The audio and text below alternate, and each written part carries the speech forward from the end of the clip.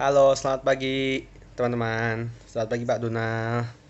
Ya, pagi hari ini kelompok kami, kelompok 2 akan mempresentasikan tentang tarian dan gerakan dalam konseling. Nah, di kelompok kami itu terdiri dari yang pertama ada Angela Mira, yang kedua Paramita, yang ketiga Nares, yang keempat Rika, dan yang kelima saya, yang keenam Rivaldo, dan yang terakhir Luis Krisnita. Nah, itu aja untuk membuka.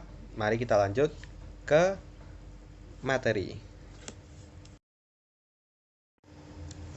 Teman-teman, sekarang kita lanjut ke keawalan, yaitu akan menjelaskan mengenai latar belakang tarian dan gerak dalam konseling. Nah, jadi itu kayak tarian dan gerak itu tuh berkembang dan berorientasi pada proses serta lintas budaya. Jadi itu kayak tarian sama gerak tuh dia tuh berkembangnya tuh dengan cara awal tuh proses yang dimaksudin itu tuh bisa saja seperti mengikuti perubahan zaman. Jadi itu seiring berjalannya waktu nanti mereka tuh dapat berkembang entah bervariasi menjadi lebih bagus atau lebih buruk juga bisa, itu tergantung dari perkembangannya. Terus habis itu yang dari lintas budaya itu tuh kayak hmm, jadi itu ada dua budaya misalnya ya, ini ya, misalnya budaya Jawa dan budaya Bali.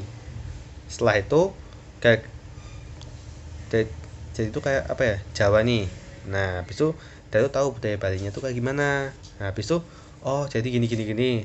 Nah terus habis itu bisa dikembangin tapi dengan cara sendiri, yang penting tidak duplikasi seperti itu. Terus habis itu bersifat transformasi itu menurut blog 2001.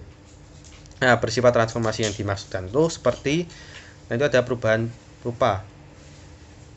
bentuk rupa. Nah, itu tuh nanti tuh kayak ada perubahan sifat maupun ada perubahan bentuk. Jadi nanti itu tarian dan gerak itu nggak cuma itu aja. Nanti akan bervariasi, entah berubah bentuknya kayak gimana, terus habis itu sama sifatnya entah gimana, antara destruktif kalau enggak konstruktif, ya membangun atau menjatuhkan begitu. Terus habis itu ini ada kata-kata dari Hendrik 1982. Hidup adalah gerak, dari gerak ritmis pasang surut air laut hingga siklus kehidupan manusia. Cara kita bergerak menyiarkan hubungan kita dengan kehidupan. Nah, maaf teman-teman, itu adalah jembatan antara apa yang terjadi di dalam dan apa yang kita tunjukkan pada dunia. Nah itu jadi itu seperti ya, hidup kita tuh gerak loh teman-teman. Ya geraknya tuh kayak udah teratur sesuai siklus gitu. Nah terus habis itu lanjut, dalam masyarakat yang masih mengikuti tradisi lisan, tari berfungsi sebagai instrumen kesadaran dan sebagai wahana untuk menengahi kekuatan yang tidak diketahui atau bisa juga melepaskan emosi yang terpendam. Jadi kayak beberapa masyarakat tuh masih ikuti gimana ya? Mereka masih ada kepercayaan tentang tari.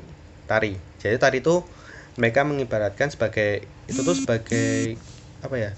Wahananya tuh untuk mendapatkan kekuatan, entah itu untuk melepaskan emosi yang terpendam maupun apapun itu.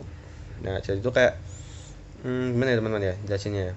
Itu tuh kayak misal nih kita posisi capek capek dalam artian kayak kita capek dengan kehidupan atau capek dengan segala sesuatu hal. Setelah itu kita kita menari, tapi kita tuh menari tuh dengan menunjukkan kayak ekspresi loh. Jadi kayak nanti kita tuh benar-benar menghayati, benar-benar itu jadi itu kayak dia tuh ngelapin emosinya begitu teman-teman ya. Lanjut, next slide. Selanjutnya, premis penggunaan tari dan gerakan dalam konseling. Terdapat 5 bidang manfaat dalam penggunaan tarian dan gerakan. Yang pertama, resosialisasi dan integrasi dalam sistem kelompok yang lebih besar. Yang kedua, ekspresi kreatif nonverbal untuk ekspresi emosional. Yang ketiga, kesadaran diri dan harga diri yang ditingkatkan. Keempat, koordinasi otot, kemampuan gerakan yang lebih luas dan melepasan ketegangan. Dan yang kelima, yaitu kenikmatan melalui relaksasi menurut Ritter and Lau pada tahun 1996. Jadi dalam 5 bidang ini telah terbukti bermanfaat bagi klien, entah itu satu bidang maupun lebih. Selanjutnya nih, dalam penggunaan tarian dan konseling, ini juga efektif digunakan untuk beberapa penyakit atau beberapa orang yang menderita penyakit seperti orang yang menderita skizofrenia, terus pasien onkologi dan pasien depresi. Juga tarian dan gerakan ini efektif untuk orang dengan penyakit Parkinson yang pada umumnya tidak bisa bergerak sama sekali, namun dapat berjalan seiring waktu dengan mengikuti musik. Selanjutnya, sejumlah asumsi teoritis dalam teori dan gerakan. Jadi terdapat 5 asumsi yang mendukung adanya tarian dan gerakan ini. Yang pertama yaitu berasal dari literatur psikoanalitik, di mana terdapat keyakinan implisit bahwa kesadaran awal diri adalah melalui tubuh. Asumsi ini dikemukakan oleh Freud pada tahun 1923 atau 1961. Jadi gerak tubuh itu sebagai aspek perwakilan ketidaksadaran seseorang yang menerima informasi dari pikiran dan perasaan. Jadi itu pikiran dan perasaan seseorang di bawah dalam alam bawah sadarnya itu dapat memunculkan gerakan tubuh tertentu. Selanjutnya, asumsi yang kedua yaitu ada hal yang mendasari tarian dan gerakan dalam konseling adalah gerak tubuh. Bentuk gerak tubuh di sini yaitu seperti massage, rolling, yoga, dan lain-lain. Menurut Brownell pada tahun 1981, dengan melatih tubuh melalui tarian dan gerakan, jalan kesadaran yang sebelumnya tertutup mulai terbuka. Bodywork berusaha membantu orang menjadi lebih integratif. Jadi ini tuh sangat efektif terutama dengan orang-orang yang tertutup untuk membicarakan perasaan mereka. Asumsi yang ketiga yaitu proses terapi didasarkan pada teori perkembangan. Nah, perilaku manusia itu pada awalnya didominasi oleh pengalaman yang berorientasi pada fisik. Dan beberapa orang itu memiliki sejumlah tahapan fisik yang berbeda-beda dalam kehidupan. Jadi masing-masing orang juga dicirikan oleh pola gerakan yang berbeda. Contohnya tuh pada masa bayi, kita tuh sudah alami gerak merupakan cara utama untuk berkomunikasi. Seperti pada saat kita masih bayi, untuk berkomunikasi dengan ibu kita memakai dengan gerak tubuh. Lalu asumsi yang keempat yaitu didasarkan pada terapi Gestalt. Nah, orang yang mengutarakan bahwa tarian dan gerak didasarkan pada terapi Gestalt adalah Paine pada tahun 2006. Nah, menurut Paine ini, terapi Gestalt ini tuh sangat cocok dengan tarian dan gerakan yang telah mengenali potensi gerak selama bertahun-tahun. First and orang lain yang terlibat dalam perumusan terapi Gestalt menekankan bahwa gerak tubuh adalah metode utama untuk merasakan dan meningkatkan perasaan. Jadi untuk mengekspresikan diri seseorang, mereka menggunakan gerakan untuk agar agar apa yang mereka rasakan, apa yang mereka pikirkan dapat dapat terkomunikasikan. Asumsi yang kelima yaitu didasarkan pada psikologi sosial dan teori interpersonal Harry Stack Sullivan yang menekankan bahwa kepribadian dibentuk dalam hubungan dengan orang lain. Dasar dari gerakan dan tarian adalah untuk membangun atau membangun kembali rasa keterkaitan dengan diri sendiri dan orang lain. Itu menurut Stark and Lone pada tahun 1989. Jadi dalam gerakan ritmis, orang merasakan rasa diri yang tinggi, seperti aliran energi atau perasaan bersemangat dan perasaan sejahtera yang memfasilitasi ikatan dan respon empatik dalam tubuh dengan orang lain. Jadi, gerakan seorang juga dapat mempengaruhi hubungan pada diri. Selanjutnya kita akan membahas mengenai praktek penggunaan tarian dan gerakan.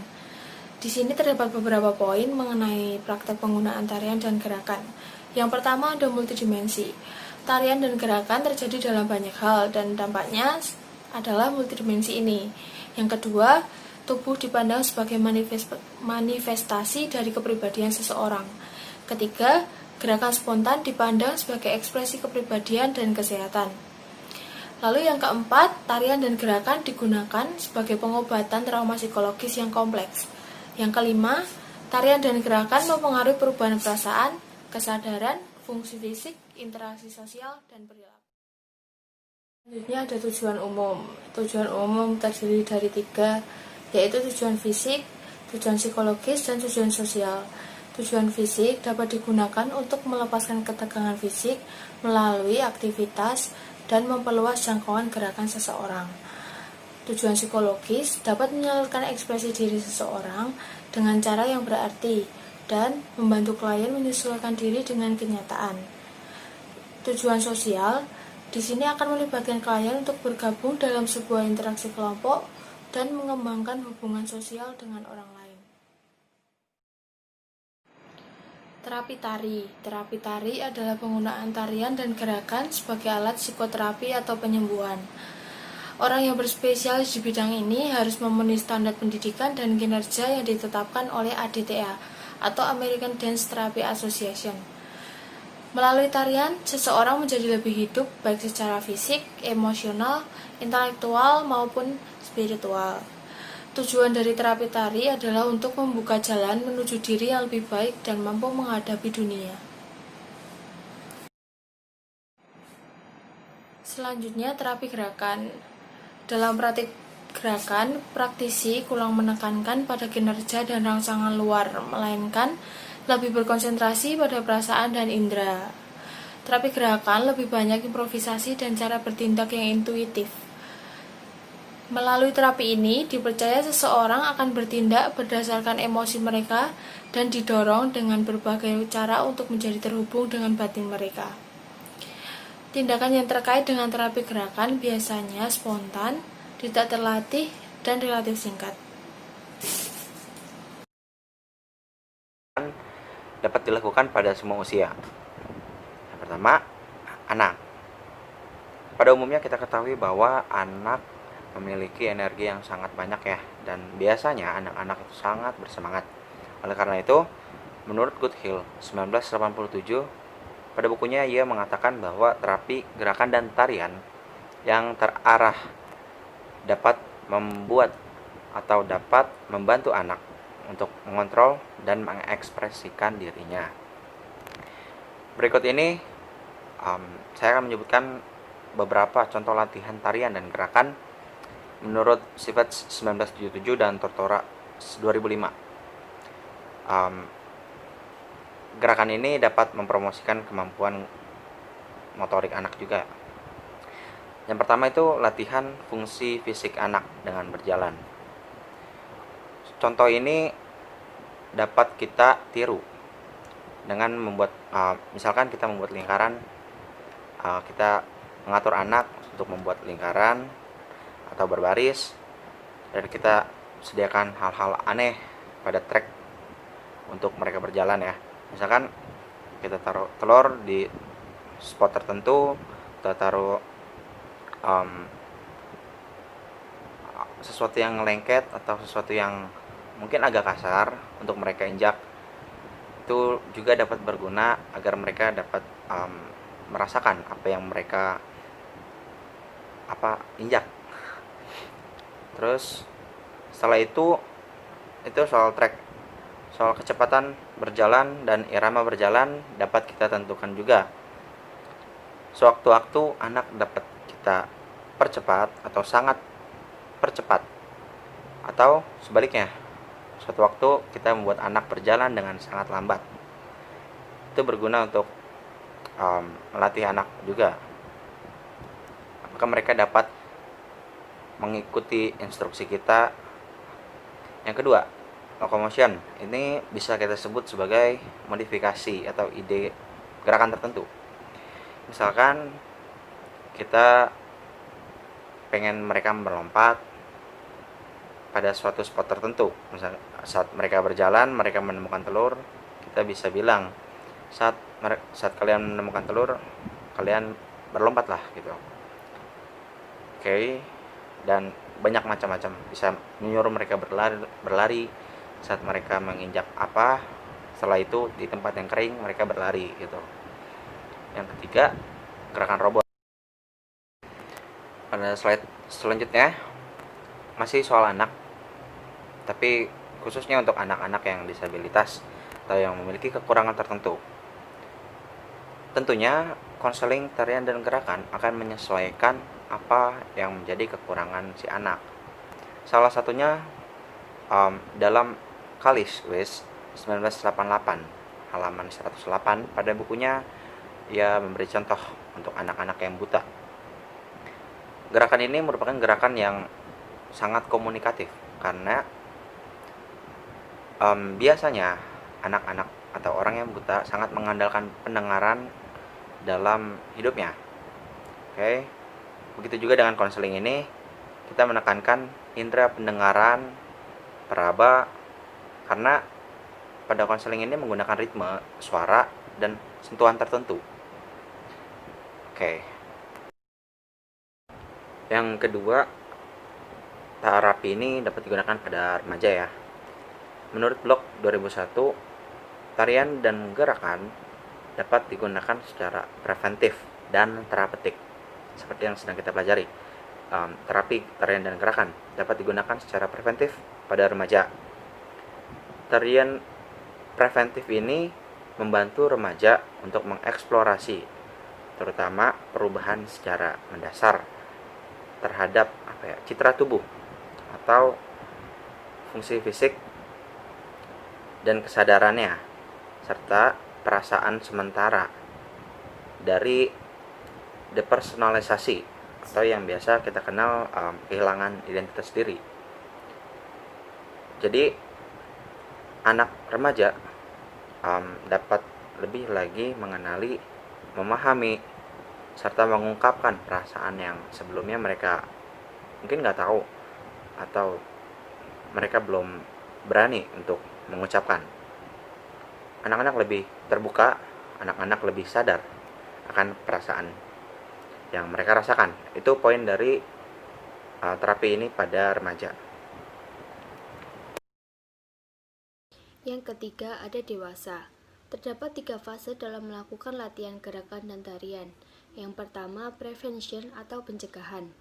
Banyak orang dewasa yang berpartisipasi dalam beberapa bentuk tarian atau aktivitas gerak sebagai cara agar tetap sehat dan bugar. Olahraga jazz dan jogging adalah 2 tren gerakan yang telah menarik perhatian banyak orang. Jazzercise yang dihargai karena dukungan kelompoknya yang dinamis dan tempo yang cepat adalah cara berolahraga yang berorientasi pada musik. Sebagai pengalaman bergerak, jogging telah dipakai dalam pengaturan konseling kelompok untuk membantu pesertanya menjadi lebih sehat secara psikologis dan fisik. dalam Childers dan Berkey tahun 1984. Banyak juga tim atletik profesional mempekerjakan spesialis tari untuk membantu pemain mereka mempelajari ketangkasan dan koordinasi yang penting untuk kerja tim dan kinerja individu.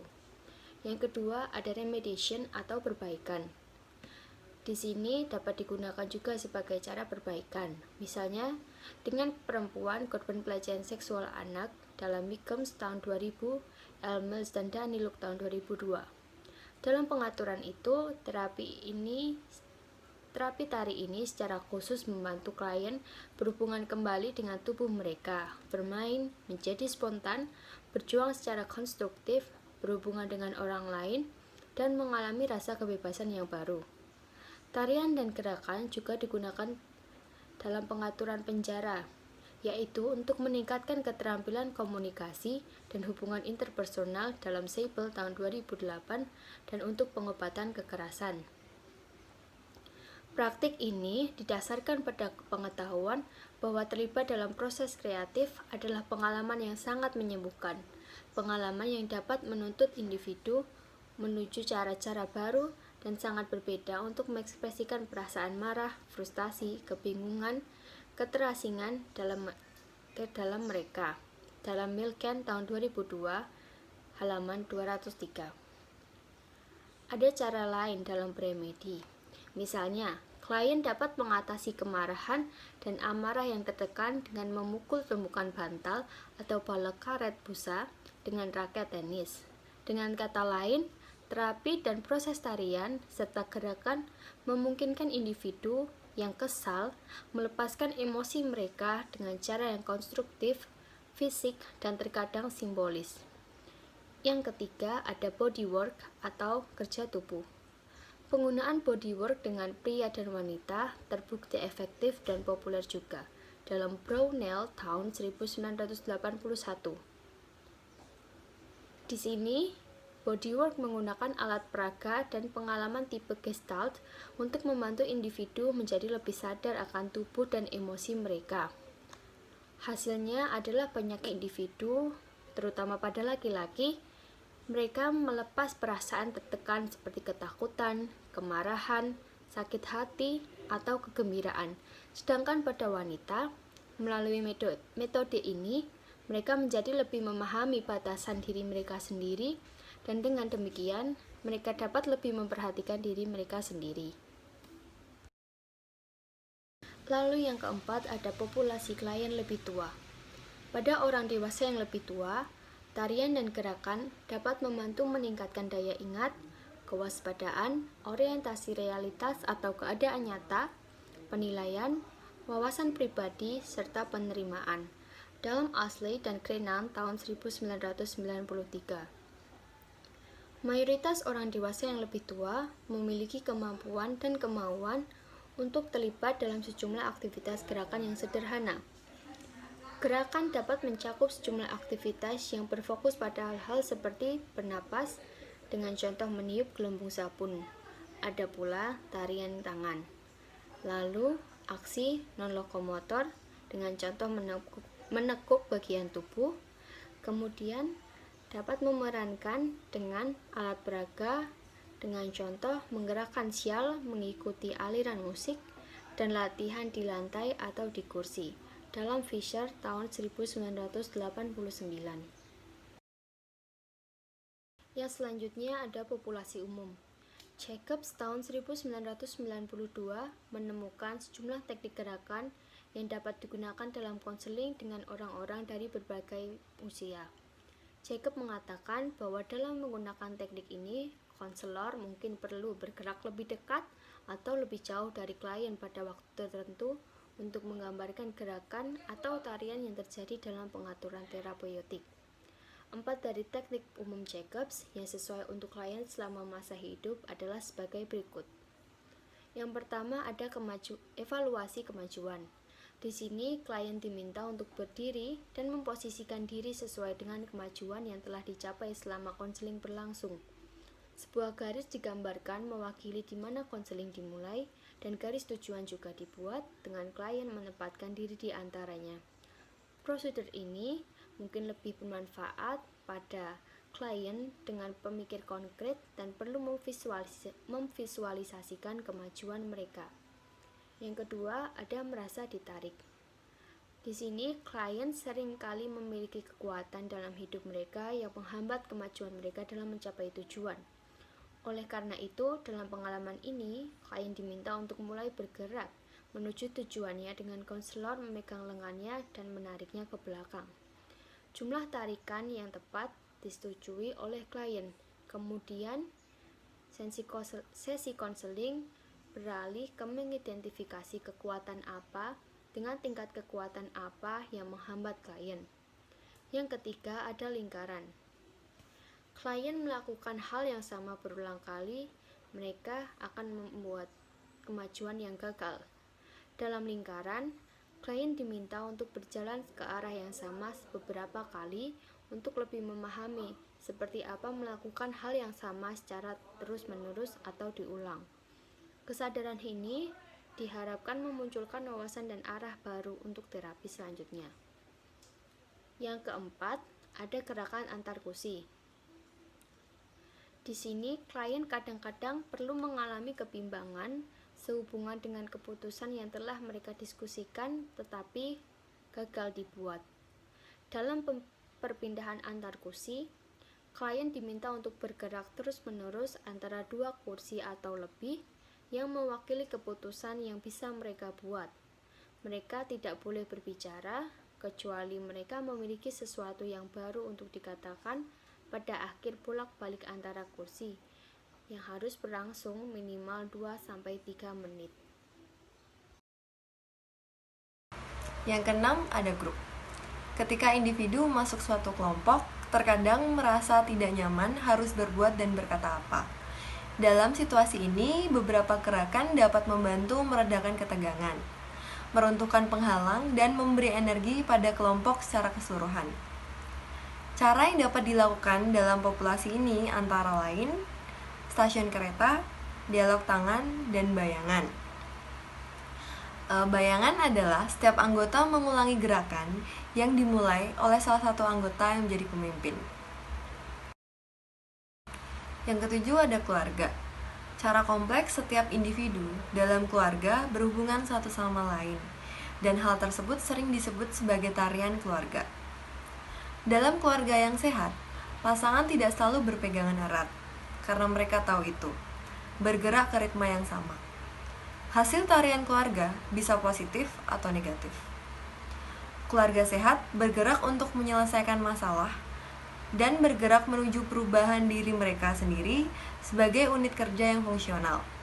Sedangkan keluarga yang tidak sehat mengambil langkah-langkah untuk menghambat pertumbuhan orang-orang dalam unit keluarga dengan membuat mereka mengalami keterlambatan perkembangan dan terjebak dalam pola-pola yang tidak produktif. 3 tarian keluarga dan senam gerakan dapat membantu mengurangi stres keluarga.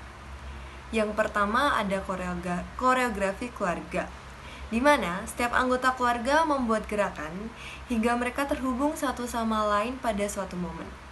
Yang kedua, ada pemberlakuan. Konselor meminta anggota keluarga untuk melakukan gerakan yang mempresentasikan apa yang membuat mereka terjebak. Misalnya, tidak mampu menyelesaikan argumen dalam keluarga. Yang ketiga adalah paradoks, yaitu keterbalikan atas apa yang dikatakan konselor. Lanjut, yaitu tarian dan gerakan dan konseling dengan seni kreatif lainnya. Yang pertama, dengan musik. Bagi orang-orang di beberapa bagian dunia, rasanya tidak mungkin untuk tetap tidak bergerak saat musik dimainkan, atau bergerak bersama secara ritmis, kecuali dengan dukungan musik. Terlepas dari bagaimana ia digambarkan, keterkaitan musik dengan gerakan adalah salah satu yang sering terjadi ketika tarian dan gerakan diiringi oleh ritme dan suara. Salah satu contohnya adalah Project Touch, sebuah program antar generasi anak TK dan warga dari fasilitas geriatri, di mana dalam situasi ini, anak-anak dan pasangannya yang lebih tua menyanyikan lagu-lagu tertentu, seperti lagu rakyat yang berjudul Bluebird Through My Window. sambil berdiri dalam lingkaran berpegangan tangan. Saat lagu dinyanyikan, seseorang yang dinobatkan sebagai burung biru terbang melalui ruang yang dibuat oleh lengan dan akhirnya mendarat di dalam lingkaran dan menunjuk orang lain untuk menjadi burung biru. Yang kedua ada dengan drama. Dr. Johnson dan Eicher pada tahun 1990 memaparkan bahwa teknik drama efektif pada remaja dalam terapi tari karena mereka menengahi ancaman keintiman yang dirasakan anggota dalam populasi ini dalam kurung remaja.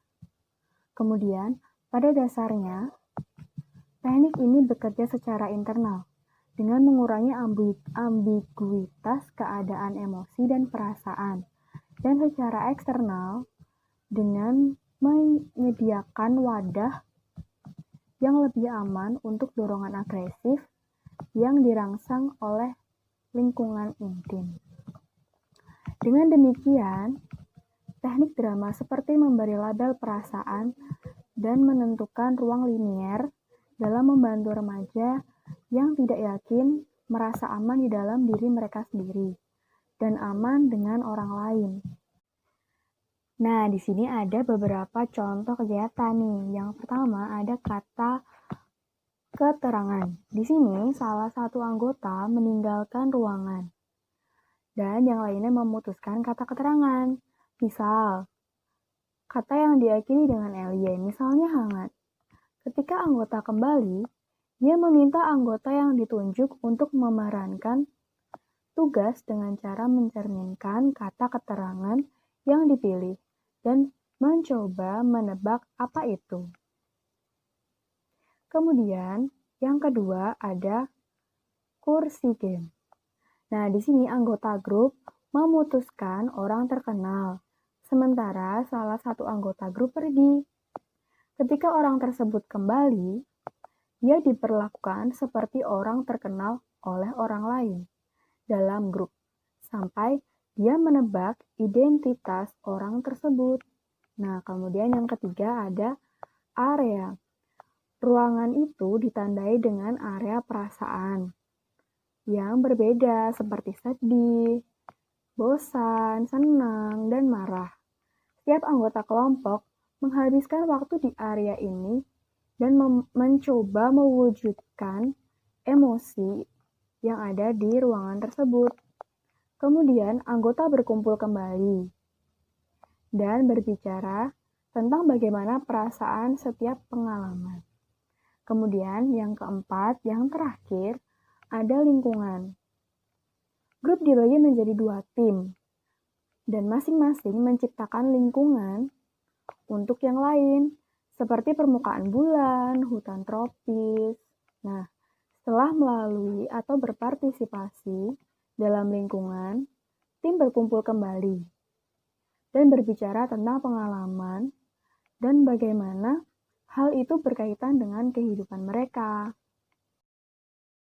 Kemudian ada dengan seni. Nah, di sini ide dalam perawatan dengan seni ini adalah untuk membantu klien. Yang pertama, segera visualisasikan pengalaman gerakan yang baru saja mereka alami. Kemudian yang kedua, beri mereka cara untuk melambangkan dan merealisasikan pengalaman ini dalam sebuah gambar.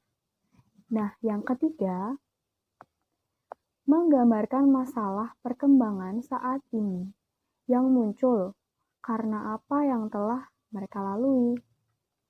Yang keempat, menyediakan sarana konkret yaitu gambar untuk menjembatani transisi antara sarana ekspresi nonverbal dan verbal. Lalu yang terakhir, mengukur kemajuan dan perubahan mereka. Seni dan gerakan dapat digabungkan dalam pengobatan individu yang bergantung secara kimiawi. Dalam pekerjaan rawat inap ini, Seni konkret dan tugas-tugas gerakan diterapkan secara paralel. Menurut Potocek dan Wilder tahun 1989, halaman 99.